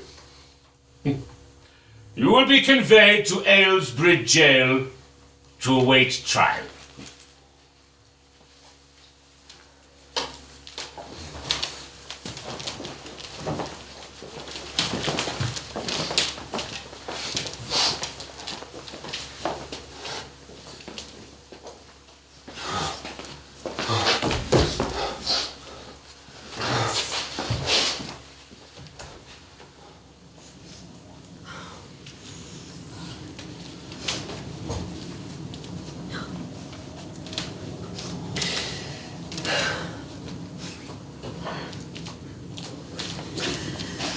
Oh, Sarah, my darling girl. Rest in peace, my love. What's to become of young Sarah and Alfred? All insult ill of John Tawell. She always swore they'd have a home of their own, and we shall honour that. If I had the room to spare, I'd take her back to London. Bye. They'll stay with me a while yet. Arrangements will be made in time. The money might yet be forwarded from... Oh, God, rot his evil soul! Mary Ann. This is not God's work. He did this. Talbot. Towel. He let his soul wither and shrivel like fallen fruit. They're auctioning everything from the cottage to pay a debt. It won't raise enough. Only thing worth something was that watch. The one thing she'd never pawn. The one he gave her. She kept it. Why? Come. The children will be waiting.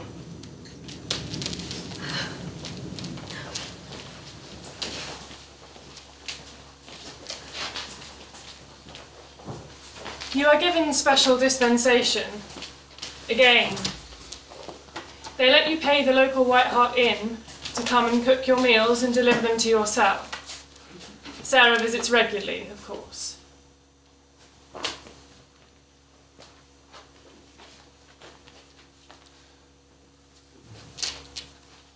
They have set the date for the county assizes, 10th of March, and the solicitors have released the funds from the colony to pay the bills. The 700 you were waiting from Australia has come through, after all that waiting. I think it's best to continue with Miss Hart's allowance for her children. Mr. Kelly has agreed to defend you. I hear he's quite the character in court. It will cost, but his record is exemplary. Has the society made contact?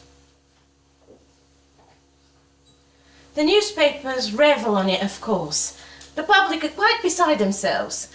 The society reports that you and I are no longer members.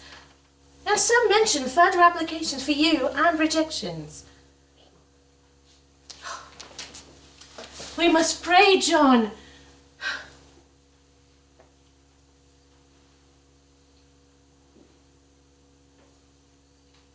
God shall see that no innocent man shall be punished for this terrible misdeed.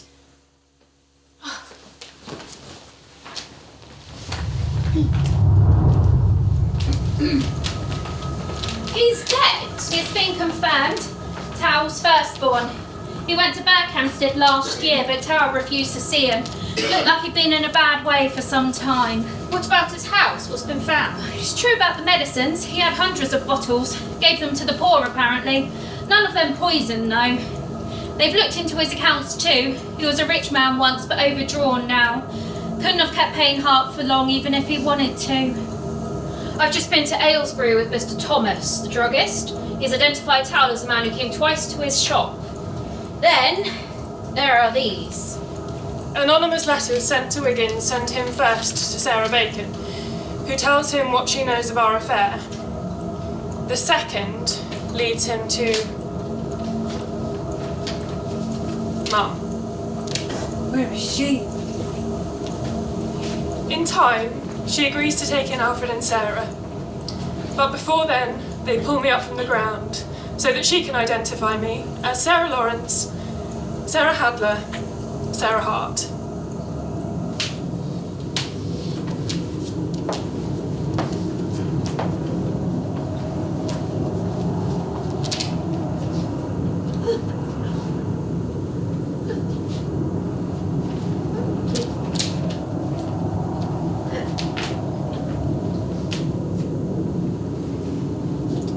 To trial.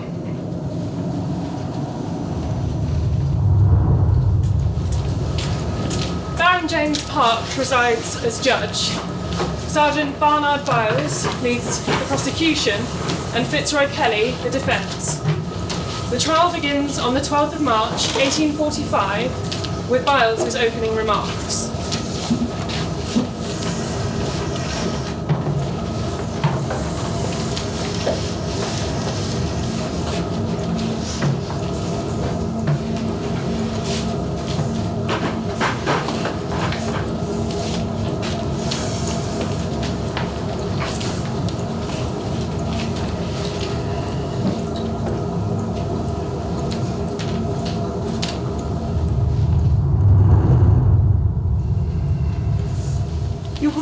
Clerk of the Assize, that the prisoner at the bar stands indicted for the most serious crime known to the law, the crime of wilful murder.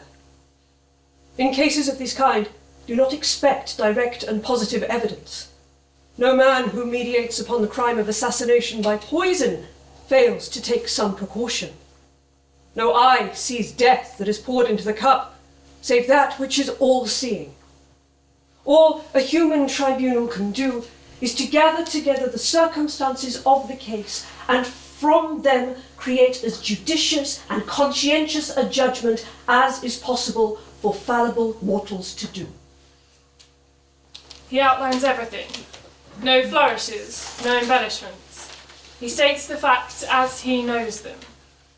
How we met, how we loved, and how we parted further and further.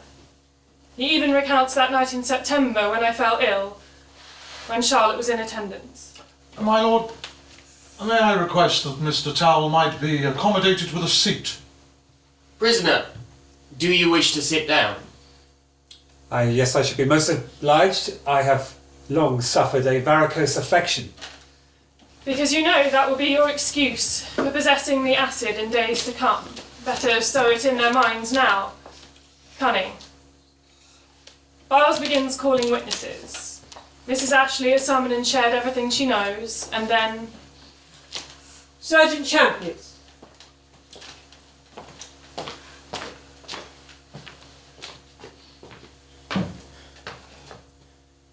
The following day, I inspected the body assisted by Mr. Norblad.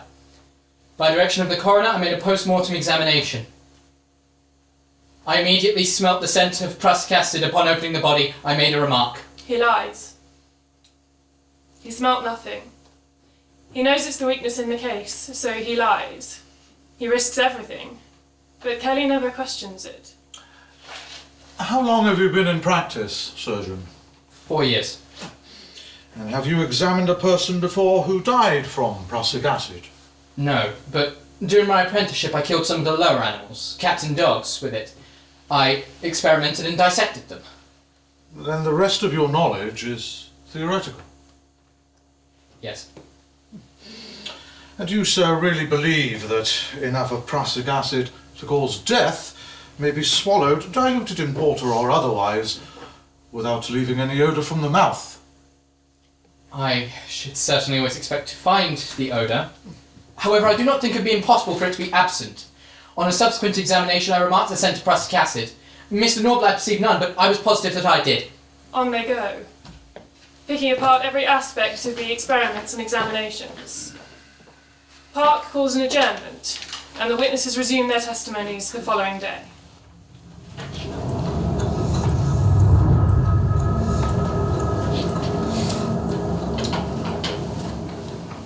Mr. Cooper, cross-examination.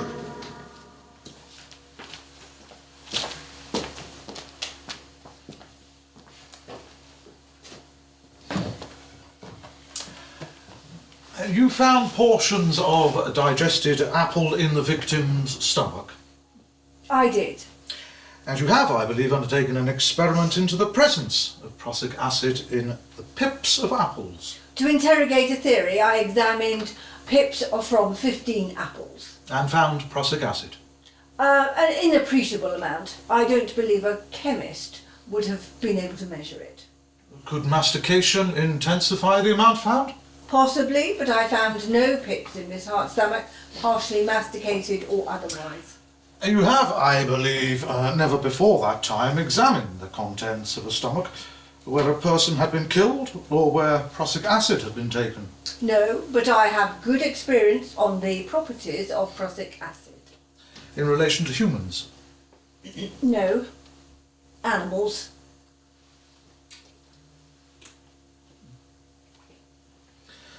You are familiar with Taylor's medical jurisprudence? Yes. And do you agree with his assertion that the odour of prussic acid, which is said to be peculiar, may be found when all other tests fail to prove the presence of that acid?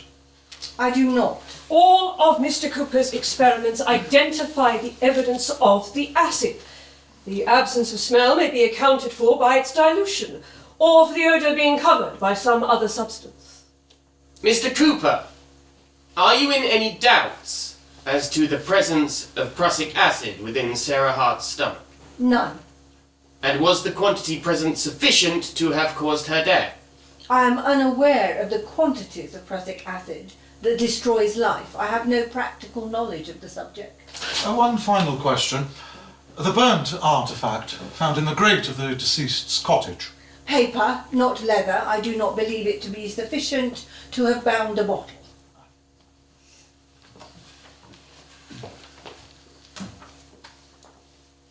Charlotte Howard.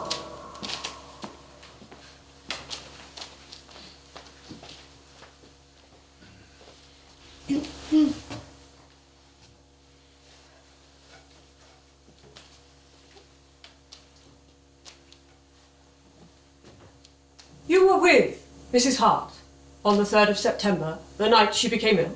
I was. The prisoner was present. He was.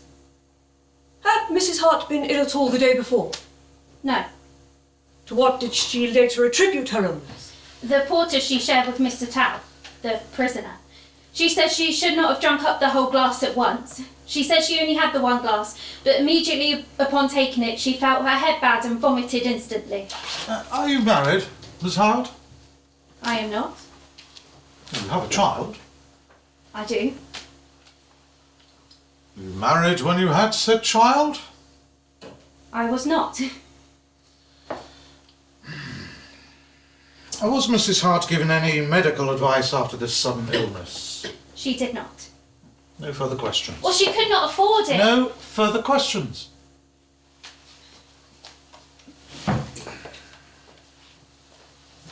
Dr. Norblad.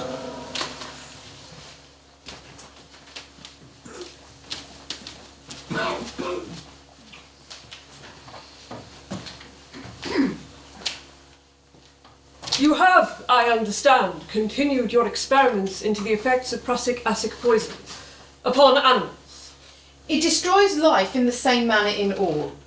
I used 2 dogs as my test subjects. Several hours after feeding, I gave them both varying quantities of the acid diluted in beer. Both succumbed to it at different rates. Upon opening their stomach, the prevalent smell was that of stale beer.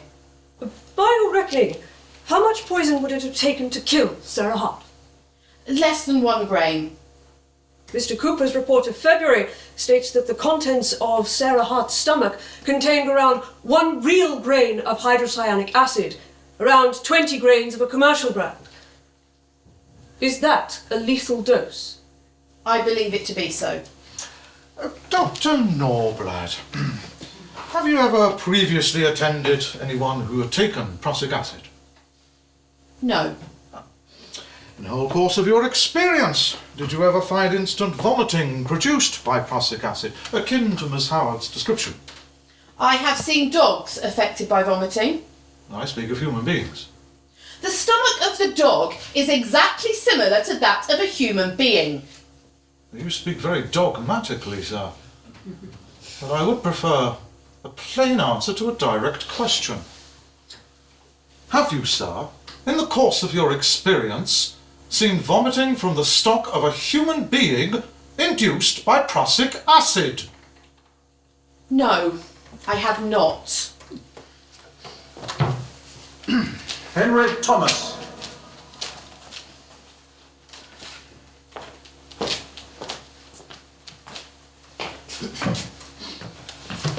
The prisoner requested prussic acid for treatment of a varicose vein? He did.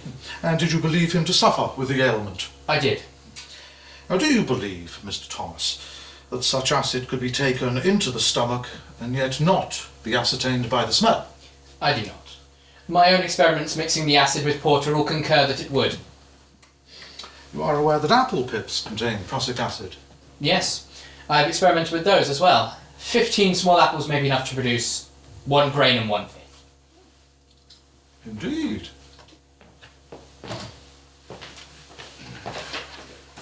The case for the prosecution is concluded. Mr. Kelly, your statement.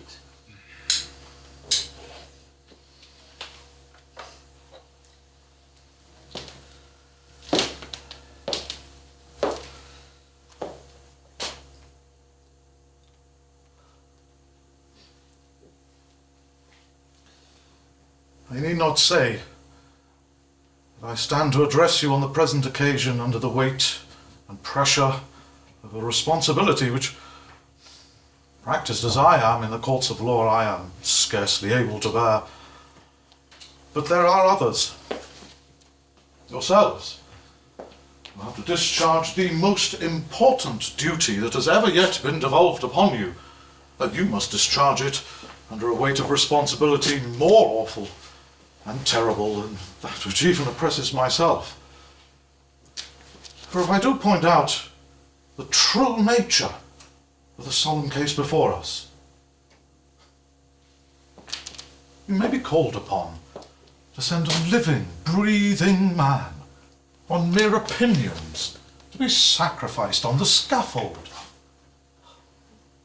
It must first, in order to convict the prisoner, be proved that the woman died in consequence of taking a dose of prussic acid administered to her by Mr. Tawell. These facts have not been proved. The evidence is perfectly illusory. With regard to prussic acid poisoning, there are only 8 and 9 and 30 cases on record. Only 2 of these are found to be committed by design. The others are all accidental. Not one single person has been brought forward who can speak directly of the appearance of a body under the influence of prussic acid.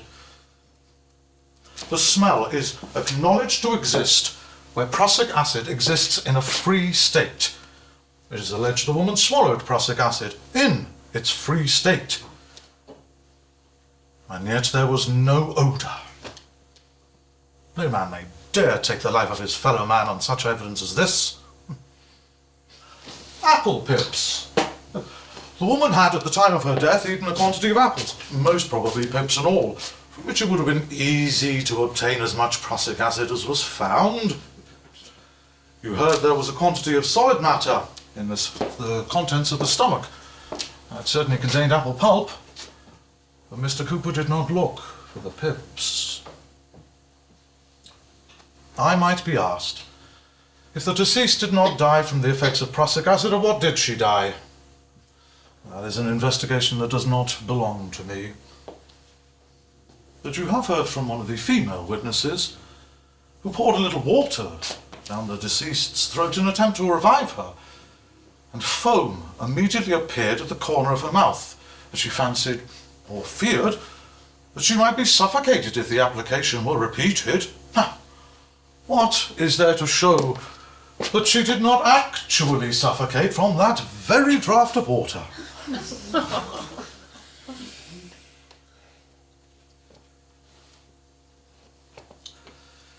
With respect to the prisoner purchasing the 2 phials of prussic acid, this is no evidence whatever of guilt. Is it likely and a man of common sense would go to a shop, purchase prussic acid, administer it to a fellow human being, violating the laws of the land and rendering himself liable to the highest penalty, and then go to the same shop the following day to buy a similar quantity of the poison.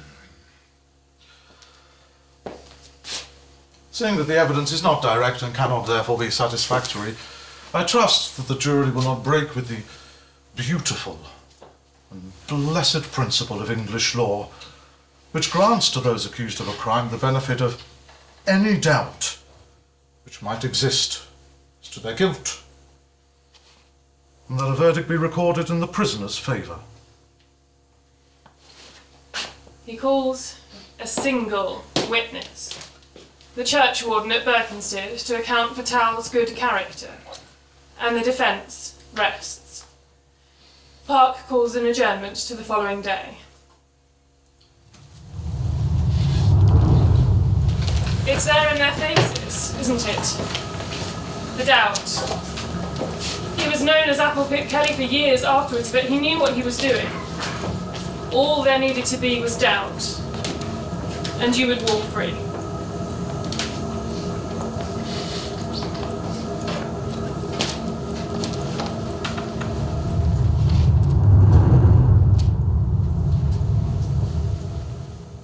Mr. Kelly is quite the orator. I saw more than a few tears in the balcony. Talk to me, John Tawell. Thou cannot be silent forever. Did they believe him? They will believe the truth. Do thou? Of course. I look at their faces and I cannot tell. I should have spoken. Thou were warned that would be unwise. I could have told them in more detail what happened that night. Explained to them rather than that parade of righteous fools. Sleep, my love. Thou will need thy strength tomorrow. I cannot. I have not ever since. How is Henry? Well, Eliza is with him. Will they visit? Thou shalt see them tomorrow, when thou shalt return home.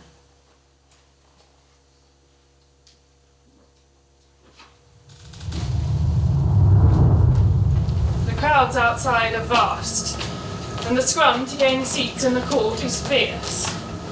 But in they file, first thing in the morning, to hear the judge's summation.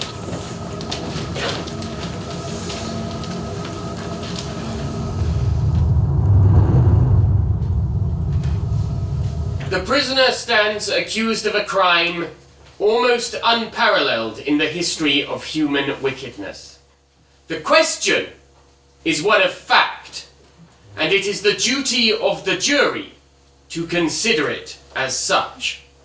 This case must be proved, as you have heard, on circumstantial evidence, the only sort of evidence available in most cases of a similar nature.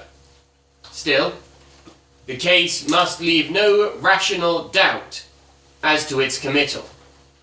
You must consider the facts of the case, and if you are satisfied that the poison was administered to the deceased by the prisoner and that she died of it, it is not necessary to determine the quantity which was administered.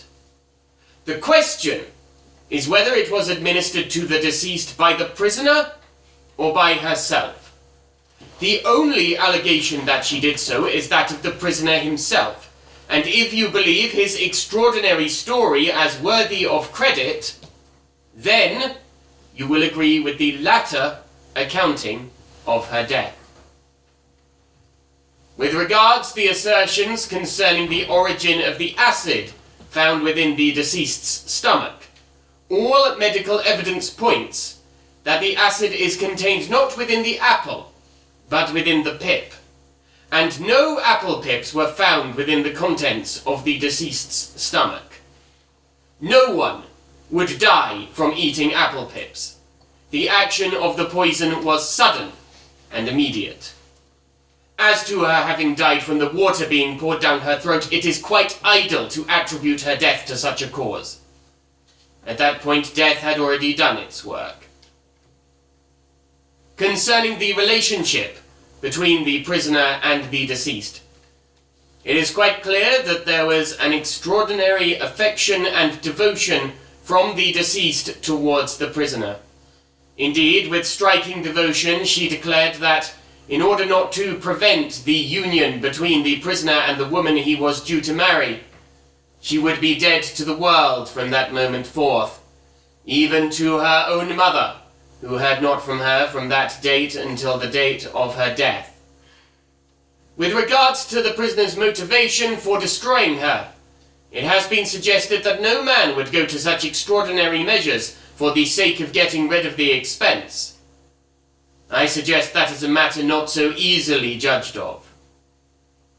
It is for you now to form your conscientious opinions as reasonable men, holding the scales of justice between the public and the prisoner. It takes them half an hour to decide, and the court is called back. What say you? Is the prisoner guilty or not guilty?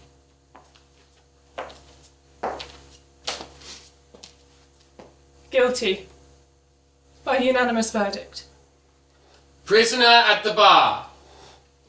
It falls to me to pass upon you the sentence of the law.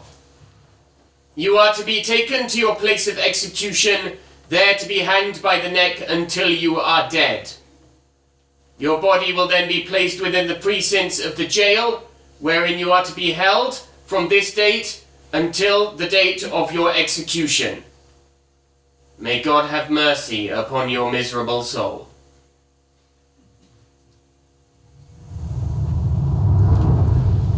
The sentence becomes public, and the world has too much to say.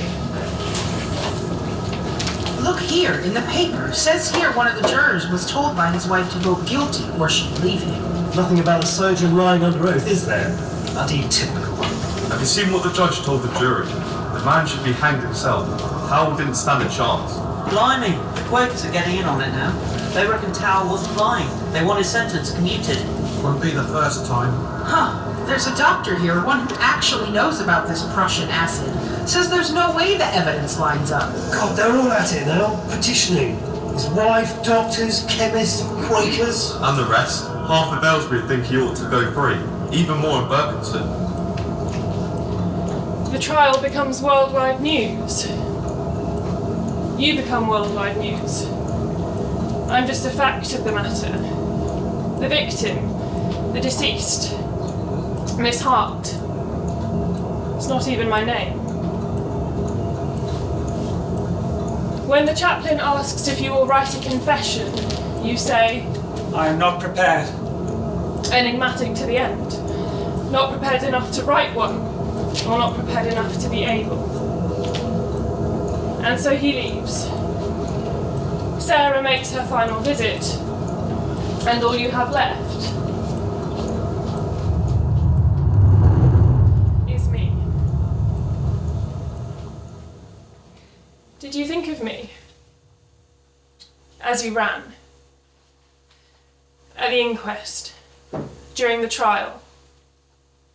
Even here, in the wreckage of it all, do your thoughts turn to me? He was kind. I told myself that so many times. He's so vulnerable, he's lost so much. He needs me, he loves me. He kept me on when he needn't have. He found me a home. He sends money, he visits. I was so stupid, blind, naive. I was none of those things. I was so betrayed. And for what? For this? Because she could give you this and I couldn't? How did that work out for you? I loved her unyieldingly. I know you did. And you loved Mary. And you must have loved me in some glimpse of time. Or did you keep me out of fear? Fear that your reputation would crumble, the sainted man of Berkhamsted tarnished by a mistress. Well, that was your choice, wasn't it? It was always your choice. The forgery, marrying Mary, loving me, leaving me and Alfred and Sarah, moving us further and further until you were satisfied and comfortable. Everything had to be as you decided. And when it wasn't, the Quakers, the newspaper, me.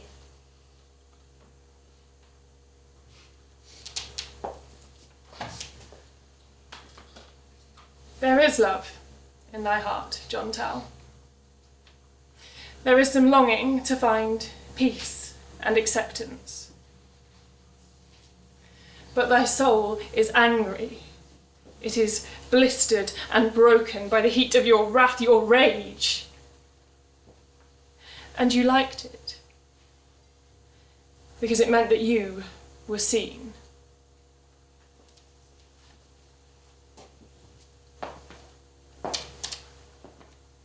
It isn't quick.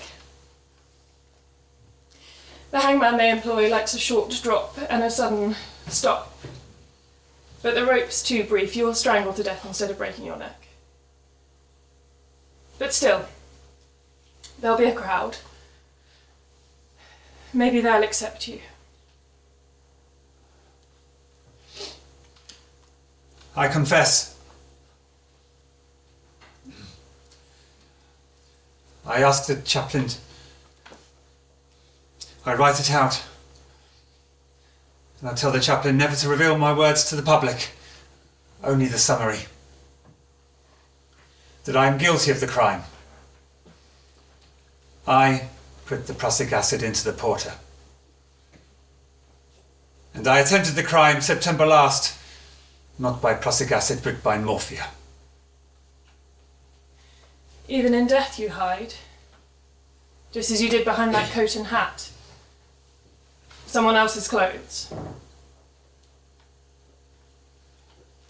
I aspired to be something better than I was. You wished to be seen as something better, and hoped that it might change you. It doesn't work that way round. I did love Lee. Did. He was wrong, Kelly, about apple pips. I was full of them. My life was a pocket full of them waiting to be sown and left to grow in the sun. All the things I could have been if not for you. Did you think of them? Did you think of what you took away that night and all the time you kept me hidden? Did you think of what might have passed?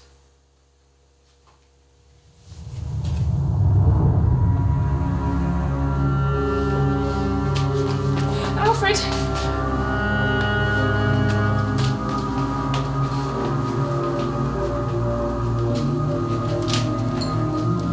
Oh, Sarah, my darling girl, look at you.